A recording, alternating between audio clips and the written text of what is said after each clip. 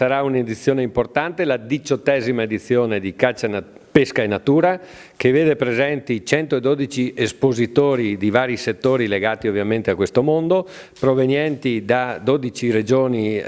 italiane e da 7 paesi europei, quindi una grande attenzione legata a questo mondo molto importante per il nostro territorio, per la nostra provincia, una provincia a vocazione naturale, a vocazione turistica, che vede nella caccia e nella pesca due elementi fondamentali. Sarà anche un'occasione fondamentale perché ci sarà la 16ª edizione del trofeo nazionale di tassidermia, quindi un'importante occasione per vedere veramente degli animali straordinari, trattati in maniera straordinaria, e soprattutto ci saranno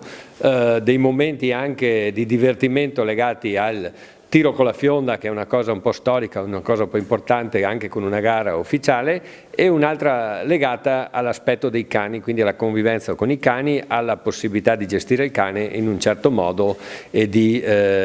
conoscere meglio l'amico cane. Inoltre ci sarà un ricco programma di convegni, tra i quali spicca ovviamente quello legato al mondo che sarà legato al lupo, alla presenza del lupo nel nostro territorio, quindi lupo che si integra con l'ambiente, che si integra con l'agricoltura, con le associazioni di categoria, con la gestione del territorio e ovviamente col mondo venatorio della caccia e della pesca, perché il lupo fra l'altro è una sentinella del territorio e quindi rientra in questa ottica. Domenica ci sarà la 23ª edizione, quindi era partita prima, del cacciatore, quindi è un'occasione fondamentale per portare tutti i distretti della caccia in un unico punto, trovarsi, parlare, discutere, e analogamente ci saranno delle gare di pesca, quindi importanti, che potranno portare l'attenzione da molti pescatori che vengono da fuori e anche in questo caso trovare la coesione per parlare, definire e valutare quello che è il mondo sia della caccia sia della pesca.